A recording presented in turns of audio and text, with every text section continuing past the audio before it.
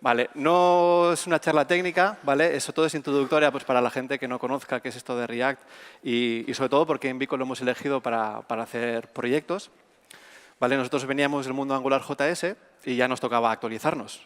¿Vale? Angular JS ya le dio Google fecha de caducidad. ¿Vale? Le queda, bueno, ya no va a haber más actualizaciones, va a haber solamente correcciones de bugs.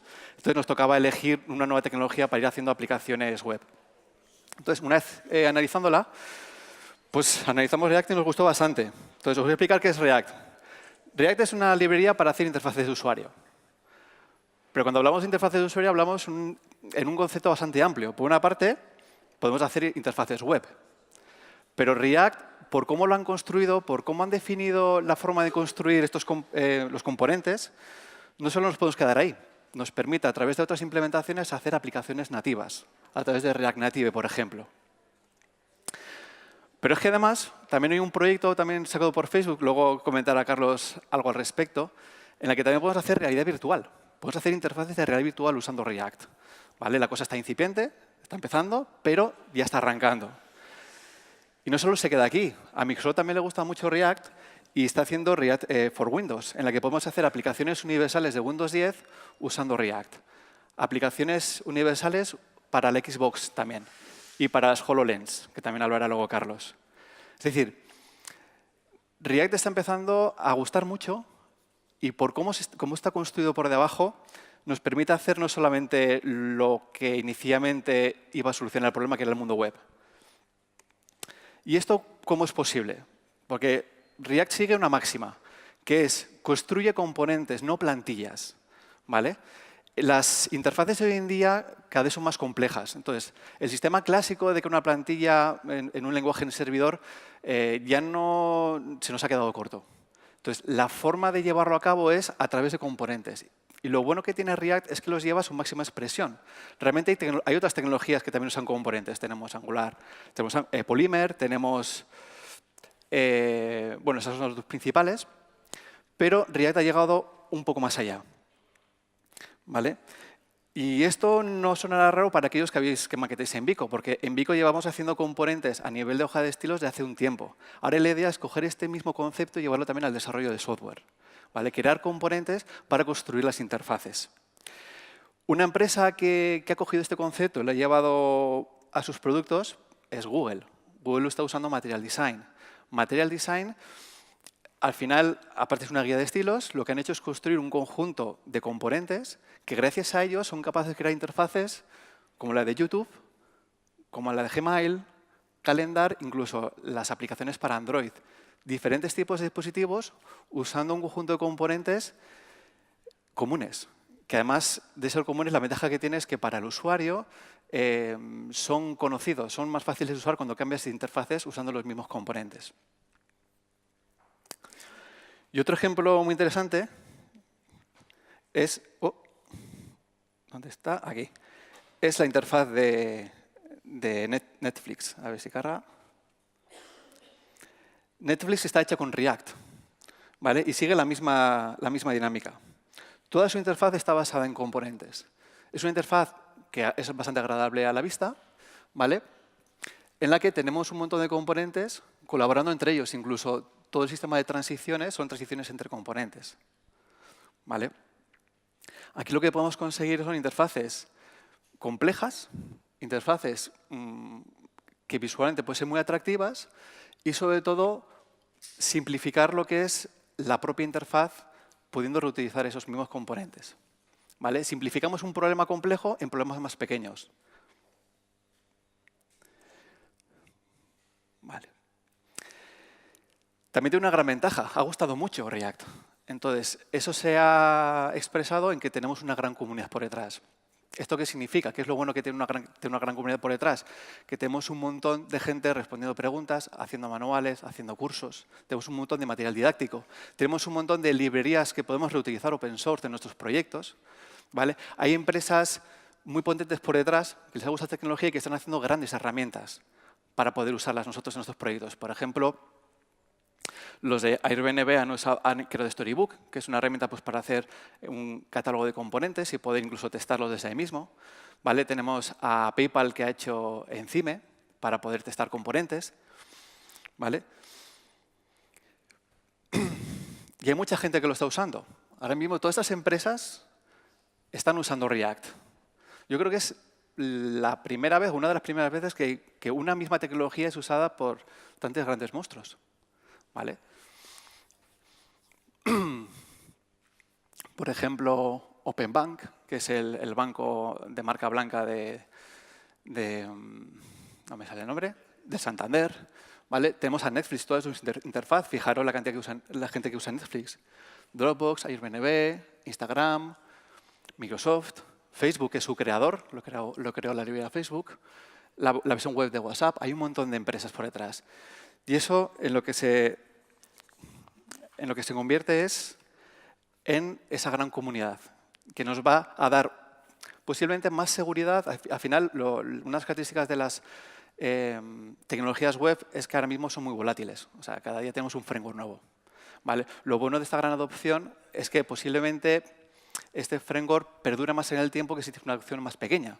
Al final, todos estos usan un mismo framework. Es una solución muy testada, porque al final se está testando por muchos usuarios en muchos contextos diferentes, con lo cual también nos da una fiabilidad de la librería. Vale. Esto es lo que es React a grandes modos. ¿Qué nos aporta Avico? Avico nos aporta poder crear aplicaciones web, que es lo que estábamos haciendo con AngularJS, pero nos lo permite hacer de una manera diferente, mejor, usando una tecnología más moderna. Nos permite hacer PWAs y nos permite incluso, si lo necesitamos, por el momento no lo hemos usado, pero lo tenemos ahí, hacer aplicaciones que renderizan en el servidor. Imaginaos que queremos hacer una aplicación de cliente rica, como la de Netflix, pero queremos que sea fácilmente indexable por los buscadores. Pues con un proyecto como el de Next.js lo podemos hacer. La primera vez se renderiza en el servidor la página y a partir de ahí se ejecuta todo en cliente. Con lo cual, es muy fácil por Google, por ejemplo, indexar nuestra página, si es pública, un portal público, por ejemplo, si no es una herramienta de productividad. Pero es que además también nos permite hacer aplicaciones móviles. Aquí es donde, bueno, aún estamos viendo qué hacer, a dónde llegar. Por el momento hemos hecho con Ionic aplicaciones con Córdoba. Testaremos también el tema de React Native, porque vemos que tiene mucho potencial. Aparte de eso, nos permite crear aplicaciones basadas en componentes reutilizables. ¿Qué significa esto? Significa que vamos a tener una interfaz con menos código duplicado, donde vamos a poder sacarle partido a esos componentes. Incluso una de las grandes ventajas del enfoque de React frente a otros estándares o otras herramientas es que podemos crear componentes que como tal no pinten nada. Por ejemplo, yo puedo coger un componente autocompletado que me dé toda la lógica de cómo funciona el autocompletado y me delega a mí, como usuario de esa librería, el cómo se pinta el autocompletado, ¿vale? Eso, por ejemplo, con el estándar Web Components, en principio, no está pensado para ello. Está pensado para que tú hagas una etiqueta HTML que tenga un comportamiento. Aquí no, aquí va más allá. Aquí podemos hacer incluso componentes que sean filtros, que como tal no tengan que pintar nada. Bien. Y luego, hay un patrón muy interesante en React, ¿vale?, que nos ha permitido hacer este enfoque, que es el poder crear perfiles expertos. Es decir, cuando construimos una aplicación front, tenemos dos complejidades principales. Una que es crear la interfaz, que tiene su complejidad, animaciones, HTML, CSS, ¿vale?, estos componentes. Y otra que es crear pues, todo lo que es el acceso a datos, la lógica del dominio, si es que existe, ¿vale? Bueno, pues por cómo son los componentes de React, lo que nos está permitiendo es tener una serie de componentes que los llamamos presentacionales, ¿vale?, que es donde se va a renderizar todo lo que hace la aplicación. Y luego un conjunto de componentes que son los contenedores, que se encargan de enlazar esos componentes que pintan cosas con el origen de los datos, por ejemplo. Entonces, por esta separación, lo que podemos hacer es tener perfiles que se centren en desarrollar buenos componentes presentacionales y únicamente definiendo lo que son las propiedades y los eventos, que es la forma de comunicarse con el resto de componentes, otro agente del equipo puede centrarse en hacer componentes contenedores y toda la lógica de dominio que tenga dentro.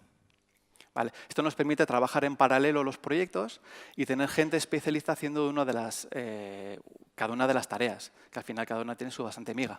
Luego tenemos una charla de cómo hacer componentes en React, patrones avanzados para hacer este tipo de componentes.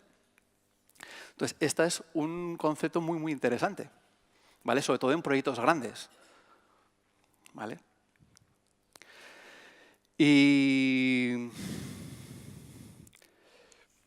Vale. Entonces, esto es un poco los principales motivos de por qué hemos elegido esta tecnología. Los web components es el estándar para hacer componentes web. Pero personalmente uno de los problemas que veo que tiene es que es solucionar un problema complejo con un estándar, con lo que cuesta implementar un estándar, hace que su evolución sea mucho más lenta. Es decir, los web components funcionan bien, pero frente a la idea, por ejemplo, de lo que hace React, es una solución bastante más simple, que no quiere decir que no sea potente. Por ejemplo, Polymer, que es lo que usa Google, YouTube está hecho con Polymer. Y Polymer, por debajo, lo que hace es usar web components. Y fijaros quién usa YouTube, ¿no? Usamos prácticamente todos. Entonces, es una idea muy potente. Pero para el tipo de proyectos que hacemos nosotros y la versatilidad que buscamos, React nos aporta un extra más. Un extra de versatilidad. Y sobre todo una gran comunidad construyendo cosas a su alrededor. No solamente librerías, sino también herramientas de productividad. Herramientas que nos permiten ser más eficientes en nuestro trabajo, testar más fácil. ¿Vale? Y esto era un poco el resumen. Era una charla cortita. No sé si tenéis dudas al respecto. Sí. Sí, Nest.js es una tecnología que te permite coger una aplicación de React y renderizarla en el servidor. Es decir, lo clásico, imagínate una aplicación PHP clásica, ¿vale? Con Symfony, en el que tú cuando vas a una URL, lo que haces es que el servidor coge esa URL, procesa y te devuelve un HTML ya directamente. ¿Vale? Eso la ventaja que tiene es que los buscadores pueden indexar fácilmente esa página, no tienen que procesar JavaScript, que generalmente pues, no lo hacen al nivel necesario. Con React podemos hacer lo mismo. Tenemos las ventajas de lo que es ejecutarlo en cliente, transiciones, rapidez de la interfaz, etcétera, pero además también podemos hacer que esa primera página que te va a servir se renderice en el servidor. Con lo cual, ¿qué ventaja también tiene extra esa? Que la primera página la muestras muy rápido, porque la potencia que tiene el servidor para renderizarla es mucho mayor que tu dispositivo. No tienes que esperar a que se descargue toda tu aplicación, se ejecute y te presente la primera página, sino que la primera página la tienes ya vista desde el servidor. Y a partir de ahí, ¿vale? React se pone en funcionamiento y a partir de ahí es todo dinámico en el cliente. Entonces, es como una mezcla entre los dos mundos. Lo bueno de la parte de renderizar en el servidor y lo bueno de ejecutar las aplicaciones en cliente. ¿Vale?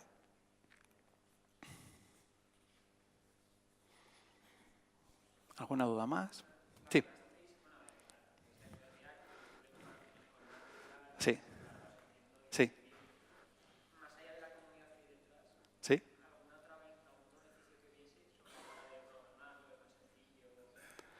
Sí, personalmente opino que hoy en día, por la velocidad en la que van las interfaces web y cómo está evolucionando esto, yo le veo poco sentido usar frameworks para la parte front.